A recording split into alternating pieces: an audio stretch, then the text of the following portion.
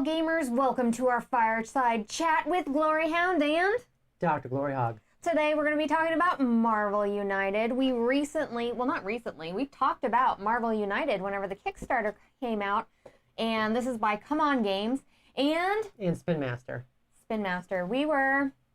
Would you say you were shocked to see it at Walmart or see it coming out as soon as it did? So I think one of the big things is, and we kind of discussed this beforehand, this is going to be a kind of a compare, contrast, different ways that you could get the game, because we did not back this game. We 100% on our show when we talked about it, all three of us said pass. That's right. Actually, I'm going to play you a clip. I'll play it in just a minute. Okay. On kind of a snippet of what we had talked about before on the Kickstarter show, and then I think we'll come back. But I do want to say hello to everybody in chat today because we have some new faces. I saw PETA. We have Haunting Curse. Of course, there's Petter and Fatal Paper Cut and Battle Cry in chat as well. Thank you for everybody who joined us today. If you are new to our channel, make sure to like and subscribe as we do talk about Kickstarters and play Kickstarters frequently. 3 times a week. I know. We have our 3 times a week. Kickstarter show Fridays. Hey, what's going on, Heath? Thursday and Sunday we do, we play games. So yeah, we basically talk about Kickstarters on our Friday show, and then Thursday, Sunday we mostly play almost exclusively Kickstarters. And hello Heath and SM Grant. Yeah. Hello. They put it in. Okay, so I'm gonna go ahead and play you guys what we had said previously. Yes, it's a short clip. It's from the past. Right. It's okay? a clip of when the campaign was still live. Right. Okay. Here's what I think they're going for, guys. Okay. This is what, by Spin Master as well? Yeah. Spin Master Games? Yeah. I think they're going to try to hit mass market, Target, stuff like that with this, guys. Yeah. Because I'd buy this in it's Target. a Marvel theme. It has cute little chibis with it. The play style in it is not so tough that you're looking at Arcadia Quest where you're like, all right, this is like a miniature skirmish style game. No, this is light enough that it is a entertaining Marvel themed Hasbro sort of style looking game that you could easily put into some place and people are going to grab it off the shelves because of that look for it. Guys, this isn't for the hobby gamer market. It's for people getting into the hobby gamer market and for mass market, and I think I think the game in its entirety is perfectly set for that. So if you're going to get this game, you're probably going to be playing it with newer gamers or your kids, or gateway gamers. I mean, or if it's just like a calm down, relaxed game, it can be fun. People who love playing cooperatively and not going head to head with somebody. This is for a very specific market that is not deep hobby gamers. Like, that's just kind of it. And they did a good job at making it that part of the market. So first off, scared me. I didn't know you were going to switch over. I have to say, I told you so. Are you proud of yourself? I'm wondering if people... I'm so proud of myself I'm wondering if Petter's like seeing his comments pop up on the past one and is like, young Petter was smart. Totally nailed it, right? If you want to go back and watch our Kickstarter show, did we end up putting a link in the description for that? We'll have to... No. If not, we'll have to put a link in the description, okay? Come on. That'd be crazy. Because our viewers made some really interesting commentary on this and how this was all going to roll out. And I think collectively between all of us, we kind of called it that this was going to be in your Targets, in your Walmarts. Yeah, we said Target instead of Walmart. That was a miss. Set in, like, where you're a gateway game. It was set in a gateway game, sort of. Oh, gosh, like, it's so freaky that we just went ahead and, like, called it so well, right? It's like witchcraft. Hi, everyone. Nathan and Dexter here. My favorite Captain America. He says Venom and Hulk. Very nice. Something, well, I don't know if you want to go into it. Yeah, I was going to say something unique is that the actual exclusive you get, if you get it at Walmart, is a hero version of Venom. So you don't get that with the Kickstarter. Oh, you don't get this hero version of Venom right here. I think you can still get Venom as a bad guy, but he actually is a hero in the Walmart version. So there's that one thing you get from the Walmart version. That's the one thing. But, we had talked a little bit about the gatekeeping on that versus all of the different things. Like, are you going to have to go out and get both? We got this at Walmart for $30, okay? 30 American dollars. Who was that third guy? Nice, it was Greg. Nathan. And I know that I've seen that some of you have been really, really super upset that this has come out at Walmart, and some people are asking for refunds, and they're like, am I going to get all my money's worth out of this? And I think if you got the Kickstarter version, okay, with all of the minis, I feel like you're still getting a deal on everything. What do you think, Dr. Gloryhoundd?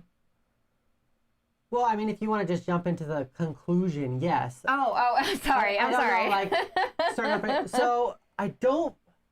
So when you buy it from Walmart, it does say on a sticker that you get an exclusive Venom hero. So I think there is some stretch goal stuff, but I don't believe it is the hero. You might be right, Peter, though, because I have not scoured the Kickstarter since the show happened a long time ago.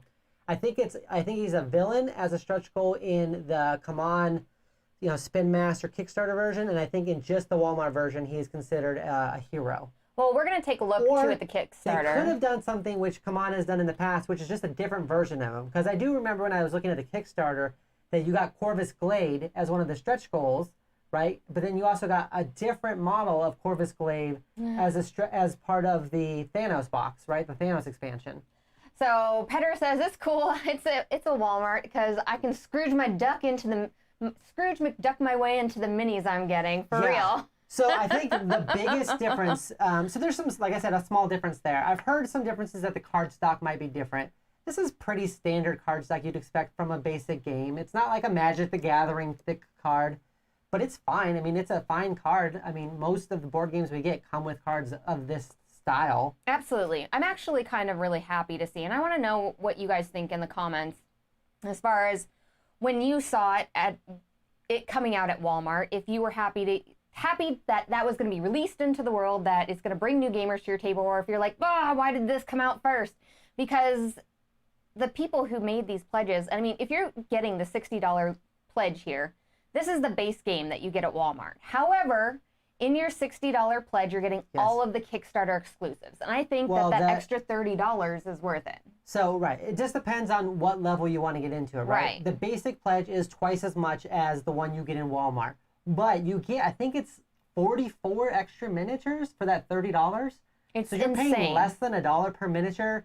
And every hero pack does come slightly different. I don't know if anyone's actually looked at them, but with the one from Walmart, the retail version, if you will, when you get a new character, essentially they'll have the same types of cards. You'll have your double wild, your double punch, your double move, your single move, those things. They all share those same cards. They're slightly different between them, but they share basic cards. And then out of those cards, 3 of them are unique. And when I say unique, Captain Marvel has 3 of the exact same unique card, and it's Proton Blast. Okay.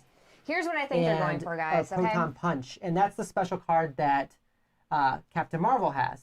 And then if you go to one of the other characters like Captain America, he has 3 cards that are different than everybody else in the game, but they're the same 3 cards.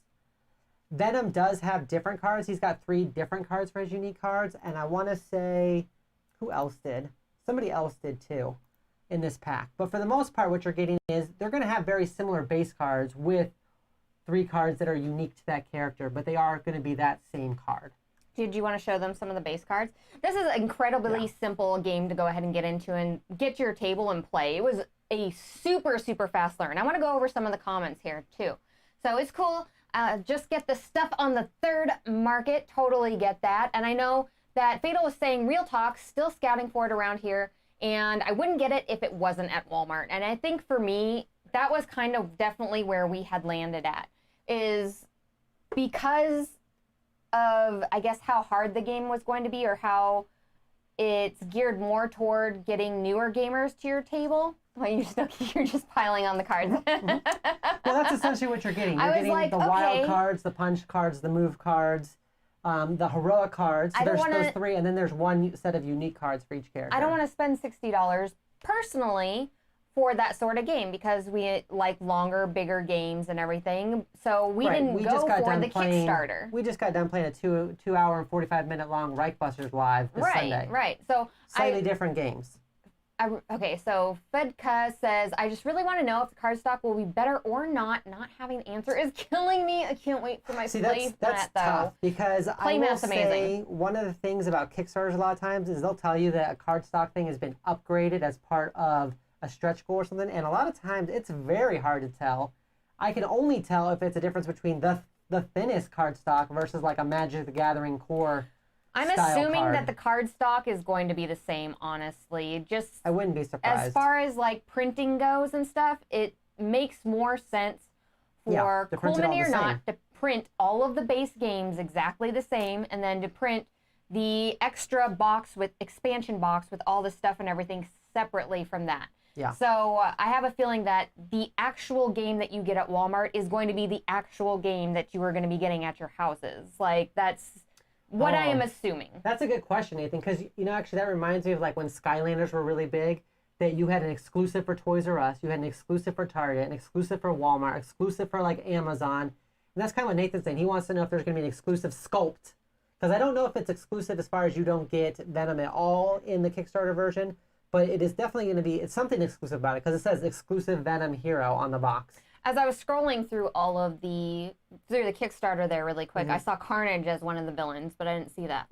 So see Venom as one of the villains. Yeah, there was a lot though. I mean, I couldn't go over every single one of them. There's characters on the actual Kickstarter that I don't even think I know who they are. I'm just like, who are these people? And I'm wearing a Chibi Marvel shirt right now. So obviously I know a lot. So Petter says, I'm always glad that people can get a game. $60 pledge. It's 50 minis versus 67, and they announced Venom and Villain and King Villain as extra last month. Yeah, I think that CMON Games actually rolled this out very well. I think the only thing that probably is maybe sad about it is the fact that you still have some people that are waiting for the game in its entirety, you know? Like, I don't know. Hold on here. I don't know if overall it would have been better for them to go ahead and, like, okay, so if anybody went ahead and backed it on your Kickstarter, on your backer kit or whatever they used for it, were you able to get the base game in early if you paid extra shipping fees? That's what I want to know, because I feel like making that available for people would have really, really like made this 100% win for CMON Games, whereas I think this maybe divided people a little bit about it, and maybe people will start looking at that a little bit more in the future. Well, I think anytime something comes out before the Kickstarter is delivered always makes people right, a little agitated. and I totally get that. Right, and we've talked about this before. I'm okay with it when it happens at like an Essence or something where they're like, if you're here in Essen, you can pick it up right now, and then it's going to get delivered to everybody else in the next month. Right. That makes sense. Logistically, it takes time to ship stuff. So Hans says, yeah, they offered a 2-wave shipping. Okay, so that was an option that was available. Thank you so much. Thank you so much for everybody that answered that. I really appreciate that. Yeah, because that just makes it like 100% win for me in their case, because they at least gave everybody the option to have that available, and then you're still getting, if you have the Kickstarter, you're still getting all of the amazing minis and all of the extra content that you would get from Kickstarter, that you expect from Kickstarter. And it sounds like Heath's saying you still get that actual hero Venom, so it must just be a different sculpt. Okay. Which I mean, I don't know. It must be a different sculpt. I don't have the Kickstarter. I was going to say, if we had both of them next to each other, I could go ahead and take a look. That would be lovely. But we don't have a time machine. We don't have that. CMON did not send us a copy for this video, surprisingly. A Kickstarter copy a month early. So, yep, split shipping is available for this month or next. I did 2-wave, but new or old address. Aw, so sad. Yeah, because Petter's in the middle of moving. So sad. That is always tough. So I guess the big thing is you have to ask yourself what kind of backer you want it to be, right? There's definitely a type of backer that CMON looks for, the people that have FOMO, right? Fear of missing out. Yeah. I know that for us, I said either we're going to go all in on this thing or not at all. Right. Because I didn't want to miss out on, like, I don't want to have a Guardians of the Galaxy one, but not have like one character, right? Right. Like I don't want to have. I think Drax was. It's upsetting. I think Drax was Kickstarter exclusive, and so I was like, I don't want to not have Drax and then have the rest. I don't want to buy this aftermarket and get, you know, say Thanos set and then be missing Corvus Glade or like one character because it was only available if you backed, you know, the all-in pledge or something like that. So I know we definitely talked about that. So Nathan says, I absolutely disagree. CMON lost any and all credibility and trust with this one. Not mentioning 2-wave shipping until after the project ended. Not cool. That's very fair. That is very fair. Absolutely. I could see how that would be super upsetting. And CMON's a really big company, so you think that stuff would have been figured out ahead of time. It's not like this is their first Kickstarter. I mean, today CMON dropped Massive Darkness 2, and they've already hit $1 million. haven't even had a chance to look at it yet today. Oh my God. They dropped that sometime like close to 1 p.m. our time. So it was up for 5 hours, and I should actually say it was up for less than an hour, and it had already hit 800,000. Well, and Petter says, I think that was a Spin Master issue possibly. And that could have been, because whenever you have two entities or, more entities working together, just the harder it is to get things approved, Yeah. They may have wanted that 2-wave shipping thing up front, but Spin Master wasn't ready to go ahead and give them the okay for it at that point. Like, that just happens, especially with, like, higher entity toy companies, Warner Brothers, Disney's, like, any kind of big intellectual property can sometimes run into those issues. Right. Because That happens. anybody high up can just kind of nix a deal. That happens. And you can't think of an intellectual property probably hotter right now than Marvel, which is Disney, right? So I don't know, like, if Disney had to, like, okay this before it could get released. I'm sure there was definitely a lot of checks and balances to go through. Oh, thank you, T-Brick. I appreciate that. So come on, FOMO is powerful, says Nathan. It is so powerful. You want to talk about powerful? I'm looking at Massive Darkness 2, and I haven't even played Massive Darkness 1, and I'm already thinking, like, I better get this. Okay, I better get this. Then for you guys in the comments, for everyone in the comments, I really want to know, are you happy with your purchase? Because I know that coming out of the gate, we were like, no, we're not going to back this. We think it's going to be like I don't want to say, it's going to be family gameplay. Right. And we don't collect a lot of family gameplay sort of games. And when I saw it come out... We don't have a good family. No, when I saw it come up for $30, I was like... So I saw somebody posting about it on Facebook, and they said they got it for $30. I thought it was honestly a mistake, because I predicted it was going to be like a $70 game or something. Right. That's and so I thought, oh man, that's a mistake. And so I ran down to Walmart like the greedy pig that I am to try to get it before like they realized that it was that they had undermarked it. I was like, I better buy this now. It's on sale for $30. So we drove to Walmart right around like as soon as we could to buy it. And then I found out, I was like, oh no, this is what it's supposed to be, $30. And I was like, $30 for this seems like very inexpensive for this property, knowing that 60 was the lowest Kickstarter you could get. And as for the gameplay, it fits right on that, where it's going to be family-based gameplay. You are working cooperatively. It's entry-level board games. It is, it's gateway game. It's entry-level. It's going to be cute. It's going to be fun, but it's also going to be super easy to teach people how to play and to get people introduced into board games and some mechanics in it, okay? Because you're really doing 3 things. I mean, you're moving, you're punching, you're rescuing or stopping a threat objective, and I think that's it. Like, am I missing something? No, it's move, punch, or use a heroic action, which can be used either to save a civilian or to stop a threat. And that's really all you're actually doing. So let's see here. It says that Battlecry says, this did seem like someone new at CMON was running the Kickstarter for this. I know CMON has done a lot of restructuring lately, so I don't know if that's the case, but that would make sense if it was. Petter's still happy. Which, Petter's to be fair, so happy. When we talked to Petter about this originally, he was saying that he's going all in on it. And we were like, yeah, we're going to pass on it. But he was super into it because he wanted all of these. And I love all these chibis. The chibis are amazing. These minis are super great. You can show them under the camera, yeah. Oh, yeah, I guess that's true. So let's see here. Nathan says, I'm unhappy that I passed. I may just be mad about never being able to get Gamora. Oh, that's so sad. See, and that's what I was worried about. So that's why we initially said that we were going to go ahead and pass on it, because we didn't want to be missing content. And PETA says, or characters. So far, I'm happy with the purchase. I can't for my son, get my older son to play it. Okay, yeah. So this here will be perfect for any sort of kids coming in, but it should be interesting enough, I think, though. The co-op mechanic does make it pretty interesting. Like, when we played this earlier today, we almost lost because we just ran out of cards. And there is several... when you take damage, you lose cards. There is several ways to play it. You can play it on, like, an easy mode, a medium, and a hard. It's, what is it, challenge? There's 3.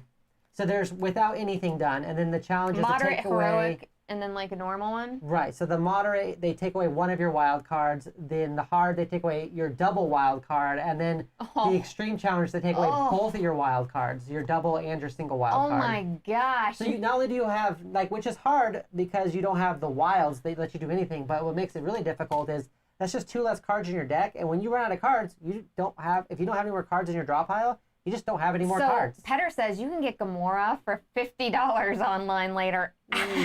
Ouch. Ouch. Dang. That's why you back CMONs. Like, yeah, sad trombone. I totally get that. So Nathan says the gameplay is surprisingly deep. Playing off the previous player card means that even seating order at the table counts for 3+ players. To a certain degree, yes, but you actually get to play in any order you want. So, I mean, if you had somebody that's like, oh, I've got to move and a punch, they can play that. You know, okay, well, I'm going to be able to use that move and that punch, and then I'm going to do a double punch. So I'm going to be able to move and do 3 punches. But it only goes back 1 card. How funny, Nathan is saying, it's $30 at Walmart, but on the BGG market, Gen Con market, it's at $35. That happened with Jaws of the Lion as well. Jaws of the Lion, because it was hard to find at any sort of Target, the price on that went crazy up. And although you did have to wait for it longer, it's so much... Like, I really dislike people trying to take advantage of people on the different board game markets by buying out a bunch of stuff at a store and then reselling it. I'm not a fan. I mean, which is pretty easy to do. I mean, I'm not a fan of that. There was 3 at our local Walmart. We've had to deal with that because of like Magic the Gathering and stuff a lot before, where we would have to run around the valley and check lots of different stores for stuff, and it makes me so angry. So angry when that happens, okay? That's fair. Petter said, Dice Tower did a great playthrough. Nope, turn order is set at the start. Okay. So with it, we only played it the one time so far. Right, we cracked that bad boy open today. We cracked it open today, and we played it today. So we're excited to do more playthroughs in the future for this. Let us know in the comments if you want to see us do a playthrough of it, because I'm excited. If I do a playthrough on this, I want to go with like the heroic challenge mode as hard as possible. Mode? Yeah, and I think I want to play it with like the Glory Bear, I think. We can do that. Like bring the Glory Bear in here and then like really see what happens. I think what this really speaks to, as far as which one you go with, it really depends on money, right? It depends on how much money you want to spend on this game. I'm happy with our purchase and waiting for it to come out in retail. Well, you didn't wait. You actually got it early. Well, I'm excited that I got it at the $30 price, because I think that changes the whole dynamic of it. I didn't need all the other stuff, because this I want to be able to send with my kids somewhere and be like, here, go play this with your friends. Here, go take this over to grandma's house. Here, and have something fun and interesting to play. And that's where in my mind that I had like put it on that level, you know? Right. If it came with like 6 boxes of minis, you wouldn't really want to I would be like, this oh over my to your friend's house. Yeah. That's true. So I think having it at that $30 range, like I'm not going to be upset if this gets ruined or something out in the wild. My kid is going to be able to enjoy it. Their friends are going to be able to enjoy it. Grandparents are going to be able to enjoy it with them, and it's going to be amazing. I do hope they do some of the same exact stuff though with the base sets from the Kickstarter, because they did do some very smart things here. Do a playthrough. The bear must rage. I really enjoyed how it's a plastic insert, right? It's a flimsy plastic insert. Hold on, let me show you the insert here. Sorry. There you go. And Steve says, looks like fun, and got the Kickstarter version. So it's a kind of a flimsy plastic insert, but that being said, each one of the spots, it actually has a number on it. And then the base of your minis have a number on it, so you know exactly where it goes in here. Okay, which is nice. That is one of the that's the smartest thing that they could have done. I am so happy, and I hope they do it for every single game after this, is having it on the little number on the base of the mini, and then having it right on the inside here. It makes it so easy to put your miniatures in here. No more hunting and finding and taking pictures and all that other stuff. In this one, there's only 10 characters, so it's not super difficult. When you have that huge box of minis and stuff. Well, like Reichbusters has 4 boxes, so that's a ton of minis to put up, right? Oh my gosh. Okay, so Hans says, after seeing the playthrough of Spider-Man and Thor expansion, I'm still happy with my purchase. I am so glad. I am so glad, because I'm glad this didn't hit retail, because it just means more people will get to play it. Right, and I feel like I was looking on the internet, and I feel like there was some hate going on for it, and I don't feel like it was 100% warranted. Like, I totally understand some of the frustrations that you have with the shipping and not hearing the 2 waves. Well, I just look at this 2 completely different purchases, right? Somebody who goes to Walmart or retail and gets it for $30 is looking just to get barely into it, right? Get your feet wet. Right. And this you could buy for somebody for their birthday. Like if cousin, Ooh, if like one of our kids' cousins has like a birthday, you're like $30. Here, check this out. $30? And if they like it, cool. If they don't, you're not going to give them a $200 pledge full of minis and stuff, right? So it's very different. It's easy to pick up. Them. It's easy to get into, right? And they can play with the figures. You're not super worried about it or anything like that. It's not like with Reichbusters or some of our other mini games like Tainted Grail, things like that. You don't really kind of want the kids to play with those minis, because if they break them, you're like, cool, I'll never get that ever again. Listen, that's how you hook people right there, okay? get them in with your $30 box of goodness here with the awesome minis and stuff, and then all of a sudden they're coming over to your house to play Betrayal at the Hill and that train game I can't remember all of a sudden, Ticket to Ride, and then after that you can start showing them Twilight Struggle and all these other amazing games, okay? And I do think when you bring up a good point, though, some people like to use drama for the sake of drama. So they're like, oh, I can't believe CMON did this or CMON did that.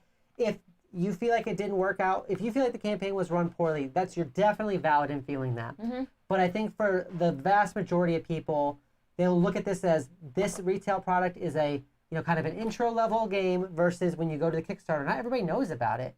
And I know there's a real big push for people to have Kickstarter exclusives so they can say, I have this, nobody else has it. But then that means nobody else plays it with you. And I can't tell you how many collectible card games just never went anywhere because it was just too hard to get the product and people just couldn't buy it when they wanted it.